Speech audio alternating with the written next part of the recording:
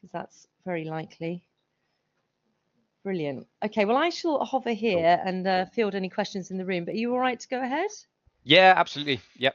Yeah, that's no Brilliant. problem. Thank you. I'll hand over to you. Thanks.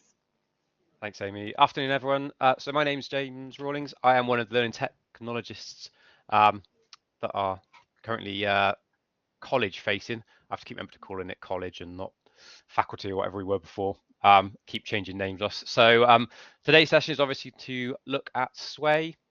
So this was an assessment that was run previously through, I think it was Weebly. I don't know if you were involved in Weebly at all, Amy, but yeah, when I did the masters, I did mine in Weebly actually, but that was a couple of years ago. So you'll probably notice the difference in that we used to ask you to effectively build a website using a web builder Weebly. It's been switched across into creating something within Sway. And Sway is one of, for those of you that don't know, Sway is a Microsoft product. It's part of the Office 365 suite, and all staff and all students at UE get access to the Office 365 suite. So it's a piece of software that we all have access to, and it lets you produce an output in one of 3 different ways.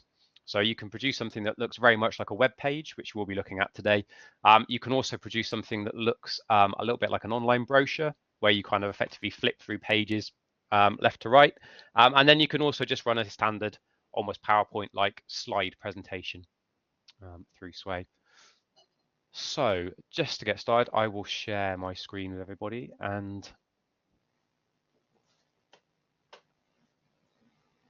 we can begin. What's quite nice is I can actually see the screen on this one as well, Amy, so I can actually tell whether it's working, whether you guys can see it in the room. Great. Which is quite good. So here we go. So hopefully everybody can see that. Yep. Looks like it's coming through. Brilliant. So so obviously I have currently opened up Microsoft Edge on my UE PC. This is the homepage for Edge. And the reason I've done it this way is because it's the easiest way to go in and access Sway. I'm logged in. You can see top right-hand side up here. I'm logged in, so it's showing my UE profile picture. So logged in via my UE account. If you are asked to log in at any point to either Edge or to Sway, make sure that you use your UE IT account. What we'd want to try and avoid is building it in personal accounts, or potentially if you have got a workplace account.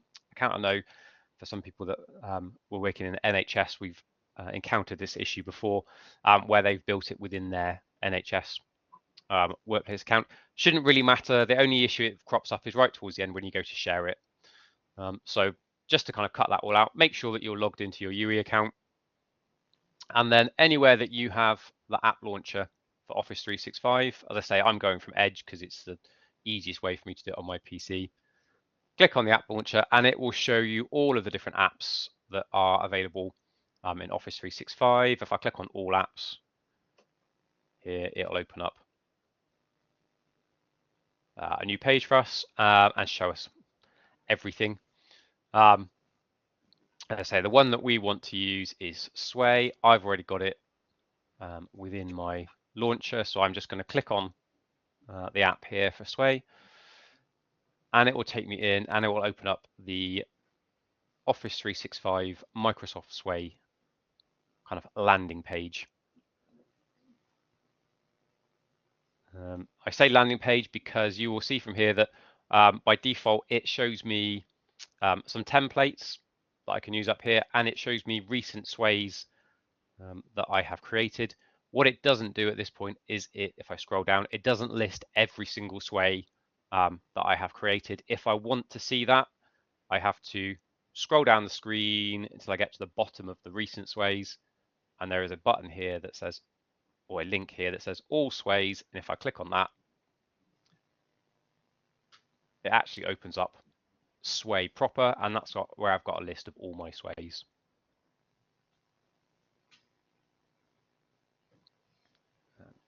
But I'll start us off from this page because this is what most people are going to get to. Is everybody happy with that so far? Around just going through and accessing No, hold Sway. on. We've got a shaking of the head. Hold on.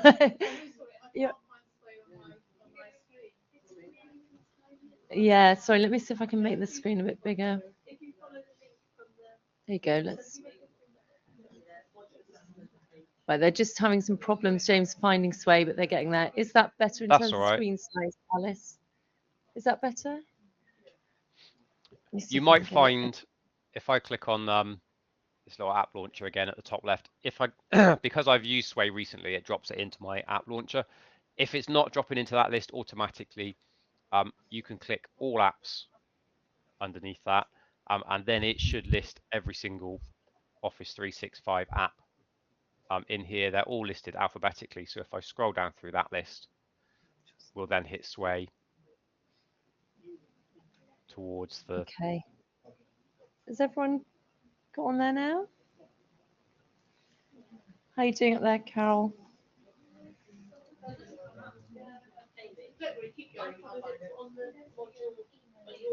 Yep. Oh, okay. There's a link on the Blackboard page straight to the Sway if you go into module assessment. I mean, to be honest with you, when I go on Sway, I just Google it. It's my answer to You can everything. do. It's like most Microsoft things. There's lots of different ways that you can get to it. If you were to open up like Office 365 main page, there'll be links from there. As I say, I go from Edge just because I know that when I'm logged onto my UE laptop or logged into Edge with my UE account, I get that app launcher at the top left-hand side, and I'll be able to get to any of the Office 365 apps really quickly from there. But yes, you could do a quick Google for Sway as well, and it should come up for you. As I say, the main important thing to just make sure is that you are logged in with your UE IT account. And so yeah, top right-hand side here, you can see that's my profile picture for UE. If I hover over it, it says account manager for James Rawlings. If I actually click on it, it should tell me here that, yep, that's my name, that's my UE email address. So I'm definitely in on my UE account. Thanks, James. Is everybody in now? We all okay? I'm sorry the screen is a bit small. I can't really, I've zoomed in a little bit, but then we lose some of James's screen. So all I will say is it will be going on Blackboard afterwards. So Let hopefully, me can you if make I your zoom in screen? my end, if I zoom in my end as well, let me keep coming in. That's helpful. Thank you. That should increase Yeah, at your end as that's well better. then, Thank you very much. Amy. That's So yeah, great. so it's, as I say, app launcher top left hand side if you're going from Edge, and Sway should be in the list. Brilliant. And so in terms of starting, yeah, I was going to say, everybody happy to go? Cool. In terms of starting a new Sway, you can create a new blank Sway, which is what we'll be doing. There are a number of different templates that you can use. You see there's a blog one, a DIY project one, and others within the list. You can also start from a document. So if you've got a Word document or a PowerPoint presentation, you can effectively convert that into Sway as well. What I would say with those is that actually it sounds like it's saving time, but sometimes it's more effort to go in and rejig the stuff once you've converted it across than actually starting from scratch in the first place. Because you'll find headers go in random places and images might not quite appear as you expect them to. So just for today, we're going to start with a new blank Sway. And if I click on that option here, it'll open up and Sway opens up. And let me just see if I can zoom in again because it zoomed me out slightly again. Sway has two tabs to it. So it has the storyline tab and it has the design tab. The storyline tab is basically where you will do all of the structure. So you'll put in all of the text and headers and everything like that that you might want. So you're putting in the kind of the basic structure of your Sway.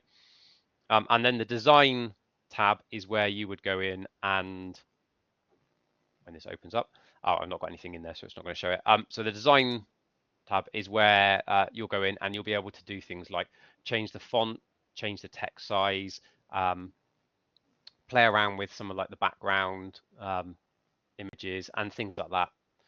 So certainly to start with, the kind of storyline side of things is the most important bit because that's where you'll be putting all of your content.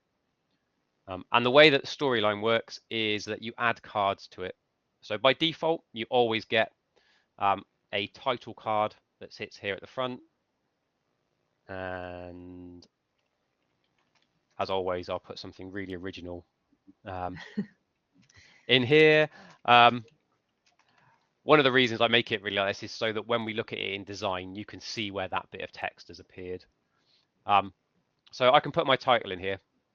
As I said, you don't have any of the kind of options that you might expect from Word. So you don't have a nice little text editor that appears up here that says, can I change the font? Can I change the size of that text, etc. There's only two things that I can do with this text really, which is I can emphasize it to make it bold. As you can see, that's become bold. Or I can accent it, which makes it italicized. So at this point, those are the only two options. And generally, when I'm producing one of these, I tend to just leave it like this for the moment until I've got some actual content and structure put in, had a look at how it appears in the design, and then I might go back and tweak it. You can also, at this point, add a background image that will go in and it will sit behind your title text. So if I click on the background image here, what it will do, it will open up and give me a number of options, number of places that I could pick that image from. So I can do a web search and it gives me some just suggested options here for searches I can do. I can also, if I know that I've got an image saved on my device, I can select the My Device option. Similarly, if I've got an image that's saved in my OneDrive, I can come across and select my OneDrive option and it will slowly open up the content of my OneDrive. Generally, most people are probably going to do some kind of web search. Again, this is the example web search that Bing always does. So all of my demo sways that I build when I end up doing these demos, they always tend to have a landscape as the background because it always comes up. So I'm going to do something different. So let's search for dogs. You see, got some nice images of dogs here. These have all come from a Bing search. And importantly, I have left this tick box ticked, which is Creative Commons. This is around copyright. So what this has brought back is images that I am allowed to use by copyright. So they're effectively copyright free. I can go and use those for anything. So it's a really good habit to get into is making sure that if you are going to create something and you want to use images within that kind of product, that you're looking to see if that image has a Creative Commons license. So it might be that I want to pick this one here. So I've selected the image by clicking on it. I click add, and it will add that image to my card. And you can see I've now got a title to my sway, and I've got an image that's going to sit behind my title. So what I'm going to want to do next is start to add some more content, and I do that by clicking the little plus underneath. Click on there, and I can add a new card at this point. This gives me some suggested options, and then I can also drill down a bit further by going, do I want to add a text card, a media card, or a group card? I would recommend, certainly to start with, using the header option as the kind of like the way of sectioning up your sway. So if I do a heading 1, you can see this gives me a nice new section, which is helpfully called section number 1. And if I click in here, I can then give my section a title, section 1 title. Again, I can add a background image that sits with this title if I want to. And at this point, I can then start adding further content. So I can just add some text in here straight away if I want to. And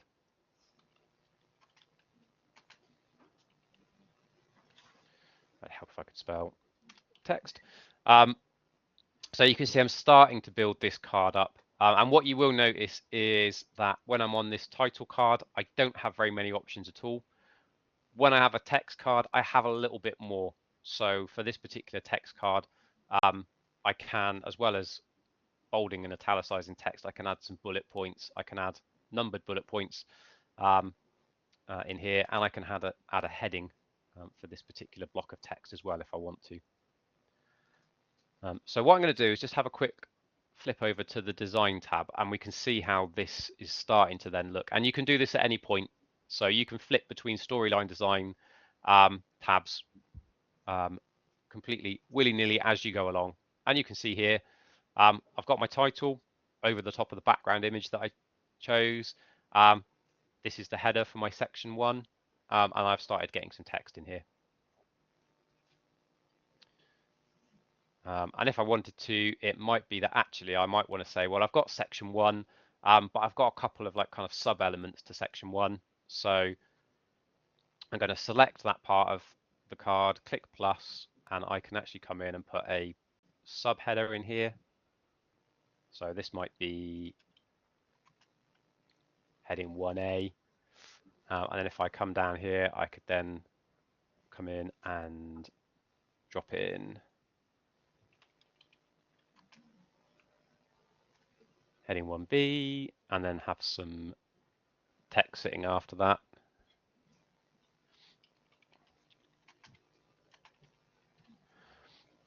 And if I flip across into the design, you can see how that started to break up my page.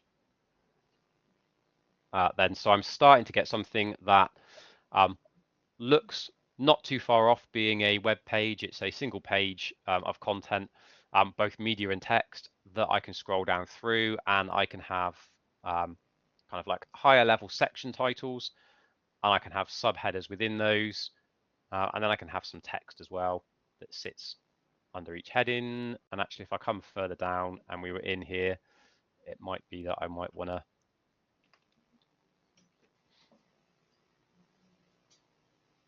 add a header in here.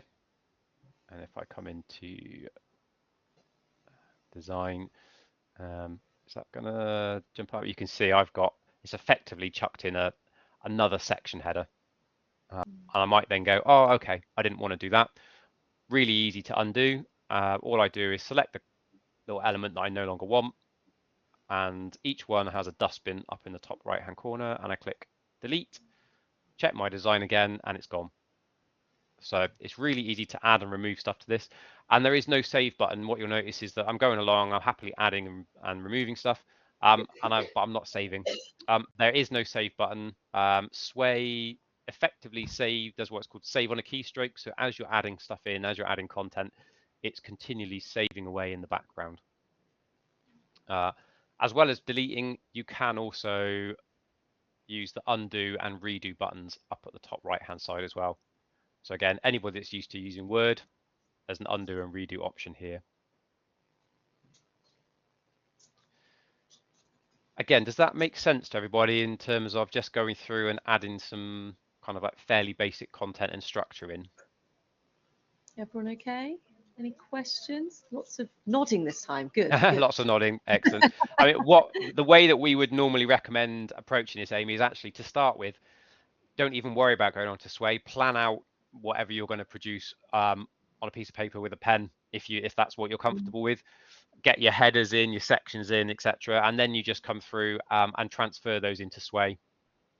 And you're effectively saying, right, okay, this is my top title. These are my sections of it, and then I've got some subsections as well, and go through. Obviously, I've just shown how to add text at the moment. You can also add in other content. So we can come through and if I come into media, I can add an image. And we saw before how I added an image as a background. This will drop an image into the page. So you can see I've added a new image element onto this card. It's defaulting and showing me my last search, which was from dogs. So let's grab this one here and add it. That's dropped in. I can close that little search. And what I can do then is go into design and say, okay, how does that image display on the screen? And I can change a little bit how that image displays. So at the moment, that image is displaying as small. Microsoft uses the terms subtle, moderate, and intense. It's basically small, medium, large. And it might be that I go, okay, what does large look like? Let's go in and have a look. Okay, large throws it right across the page. I've also lost some of the top of that dog's head from that image before. So, okay, maybe I want it a bit smaller. Come in, change it down to moderate. Okay, I've got the whole image back now. It's a bit bigger than it was when it was in as subtle, but it's nice and kind of like full across the page. What I would say is when you're adding image is always be considerate of the person who's coming through and marking this, in that if you've got lots of big images like this that they've got to scroll past to get to your text, just remember that they are going to be doing a lot of scrolling at that point. So in the same way that when you're designing a web page, you wouldn't want to have huge big images that take up lots of the page. The same is true for your sway. It's thinking about how you want that content to show in here. So if I go back to Hold it. on, we've got a question here. Sorry. So Yep. how do you make it smaller to move it to the side and have your text on one side and the image maybe a little bit on the... Yes. Okay. To So bring the it into question, that did you kind hear? of, yeah, I did, to bring it into that kind of magazine look. That is controlled in the design element. So the particular, when you start a sway like I've just started here, it gives you a random style to use in here, and this particular style centers everything. You can see my headings centered, titles are centered, more centering there, and this text, although it's kind of left aligned here, it's still centered down the middle of the page. Same with that image. There are other styles that you can go through and switch between, and they will move content across to the left hand side. One thing I would say that is not particularly easy to do is get that magazine look of some text kind of down the left hand side of the page and an image on the right hand side. I know it's something that's come up with other groups, and there's not a nice easy way. So for example, if we were maybe in Word, you could do it by using like the double column option.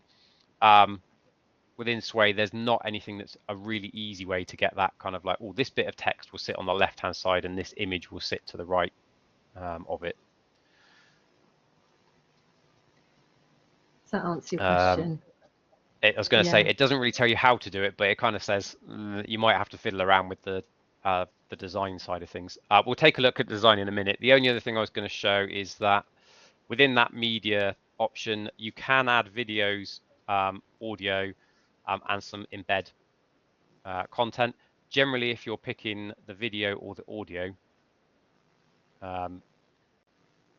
let's do, so this is still showing my dog search. So I want to add a video. I can, if I come to the options up here, go to YouTube, and is it going to pick me up anything? So I can, if I come from there, and pick up a YouTube video and add that in. And that's probably the easiest way to add kind of YouTube content in. You can from your device as well. So if you've got a video that you've recorded, you can drop it in that way. And again, if I then go into the design thing, you can see this one is actually dropped the two of them side by side. Why it does that for the image and not for the text, I couldn't say. What it basically does is it builds up the card, and so we're adding stuff in. So you probably find that adding this one in and having 3 in there, it's filled the card by saying, right, okay, we'll have some text and then 2 images or an image and a video alongside each other underneath.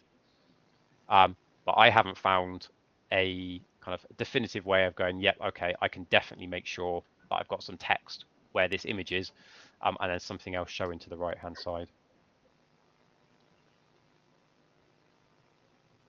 And then if I want to add like a completely new section, I come right to the bottom again, just click into the card so I get the plus, click on plus, and if I click heading 1 again, it then gives me my option of adding a second section, and I can go again, and that will show up as that kind of larger heading, section 1 title, all the info about section 1, section 2 title.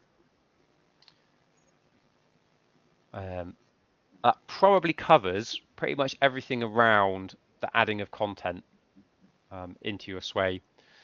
So if unless there's any particular questions about adding content, Amy, that are coming up in the room. Yep, got another question over here. Sorry. So if you want to write your content text in a Word document and then Copy and paste it in. let's paste. Yeah, how do you do that? Is it Yeah, similar? absolutely. Yeah, that's no problem. If I've got a whole load of text that I've got in a Word document, and I want to copy and paste it across, if I had that Word document set up so that it had a section title, I would copy, obviously, the section title and paste it into my heading card. Okay. And then anywhere, if I want to put a big block of text in, so if I'm in Yeah. here, if I either right click and paste or do the Control V, it will paste the text from Word across and in. Okay. Generally, when shifting text around, I normally do it as the paste as plain text, just because Word has some code that sits behind the text in there that you would never know was there if you're just using Word. But when you're copying and pasting it out, it does sometimes go a bit weird when it goes into other systems. Should be fine with Sway, but I tend to do that paste as plain text just to be on the safe side. Plain text, yeah. Yeah. But yeah, absolutely. There's absolutely nothing to stop you drafting things in Word beforehand and then copying and pasting that text across and in. And you might find that you're happier with that as a way of having a backup as well to the stuff you're doing in Sway. Yeah, because I use Sway for the newsletter, James, and sometimes something happens sometimes when I click undo or something, or delete, I think, and it suddenly deletes quite a lot of, or delete a whole section. Yeah, if you click in the wrong bit. So I'm in this section 1 card, and I'm in the 1.1 element of it. If I've clicked on actually into the little element itself, it's got a dustbin. But if I've managed to accidentally click above it, like I've just done there, I could click delete there, and it would delete all of those bits that sit within that 1.1. So you could accidentally delete that. I should be able to click undo and get it back. But yeah, it never hurts to have content saved in a Word document as well, just as an extra Absolutely backup. agreed. Again, lots of smiles and nods in the room. Yeah, I think we're all agreeing on that. Not that I'm paranoid or anything, but just having the backup is useful. We're with you, James. Cool. Right. What I'll do then is we'll have a quick look at the design and how you can play around with the design element. So as I said, storyline is all about getting that structure in place and the very kind of like the basic content. Design is where you can actually play around with a bit more how it looks.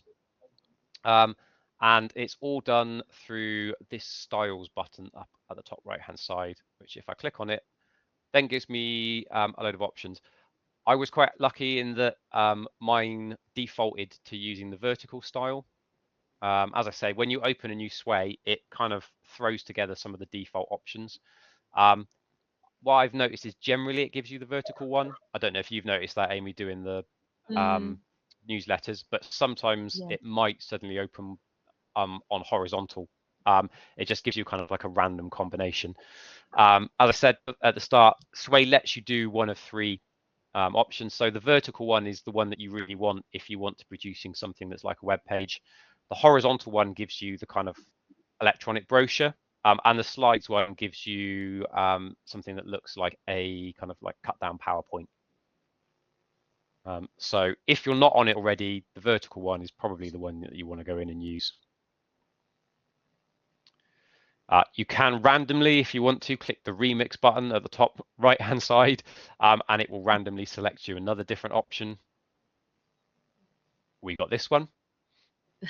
What I would say is if you have spent a lot of time getting your style right, just be wary that the remix button is there, because if you go up to click off of styles or up here for any reason, it is possible to click on remix and suddenly have it throw a brand new load of styles out for you. I have done that before, and it's a bit frustrating. You're kind of, oh, I've just set everything up, and now it's gone through. This one actually, I don't know about anyone else, but I prefer this kind of setup. It's left aligned a lot of my content. It's much easier to see the section titles. And what you'll notice as well is actually the image and the video sizes have changed. Although these are selected as being small, they actually show up at slightly different sizes depending on what design style you've chosen to use as well. So if I scroll down here, you can see this is the one that's telling me that it's given me, that's the one I'm using at the moment.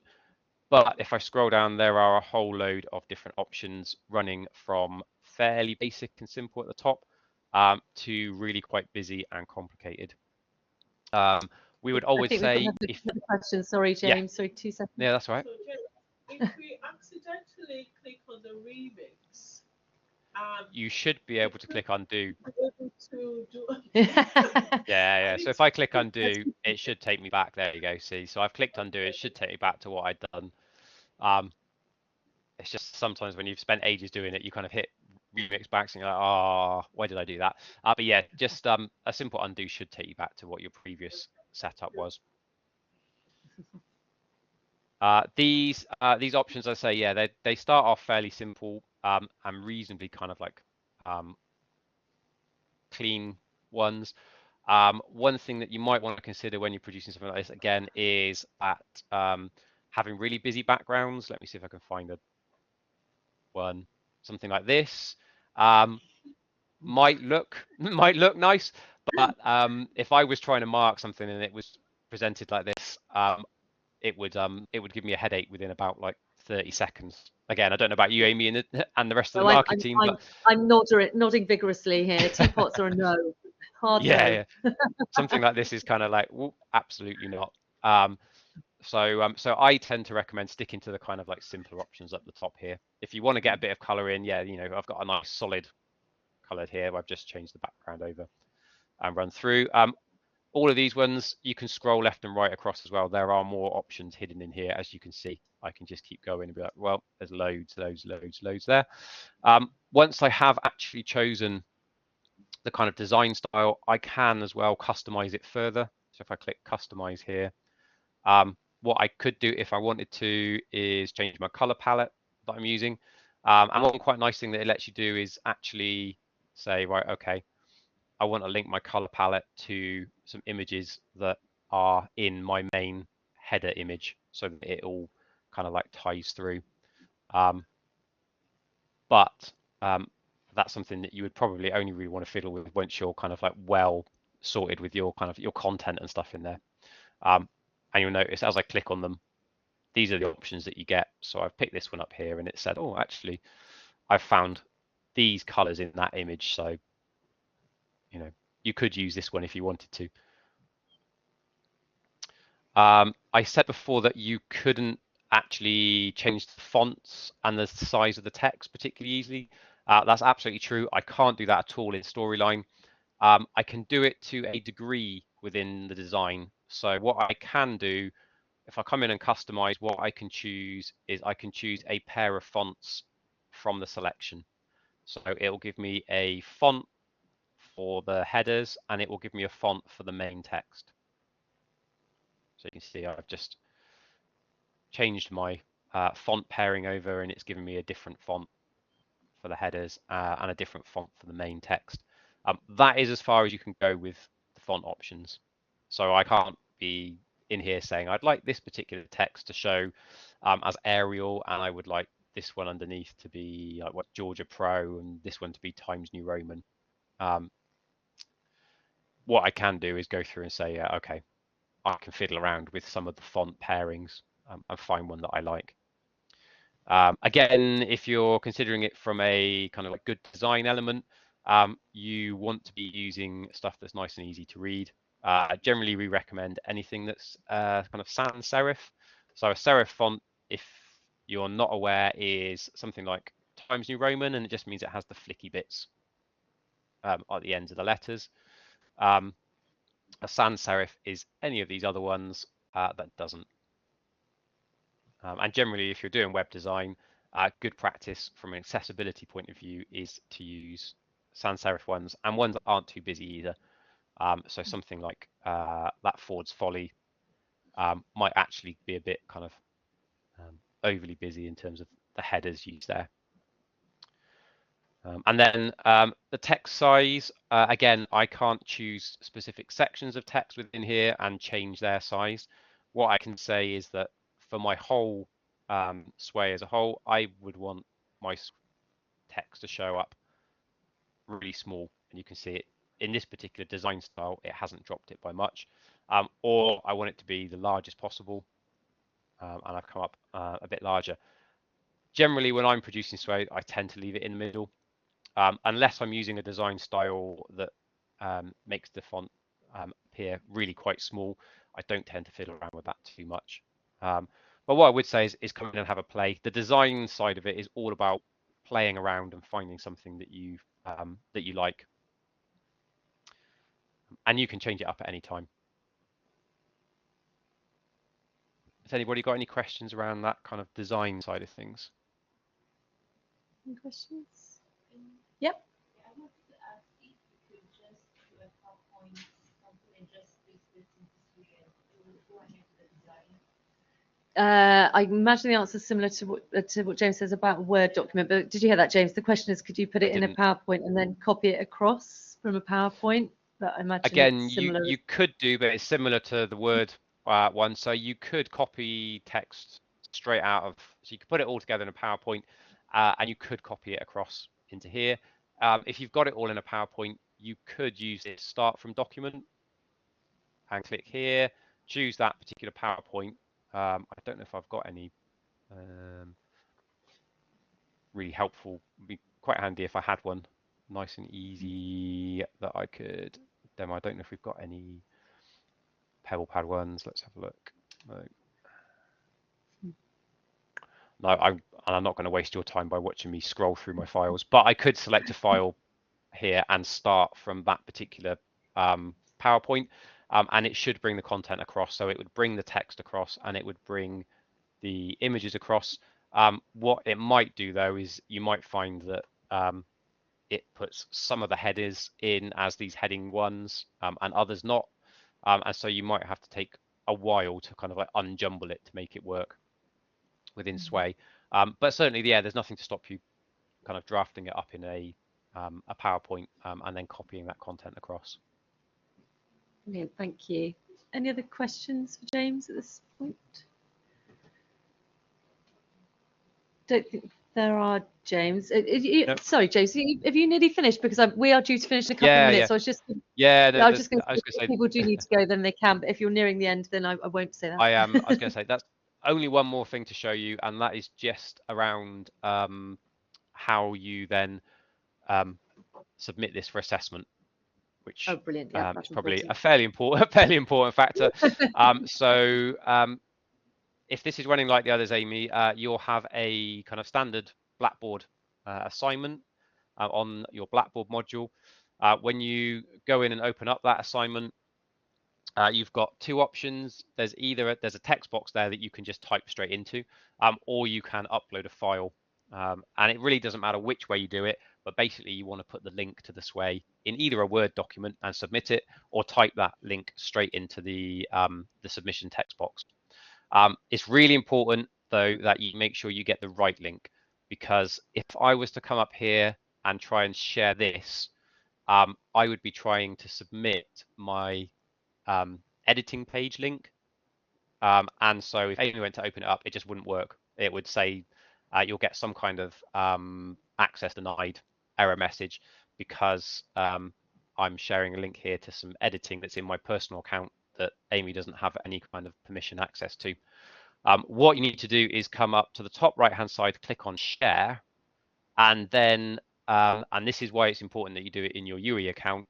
Make sure that it's set to those in your organization with the link, and then invite people to view, and this is the link here that you want to copy and submit.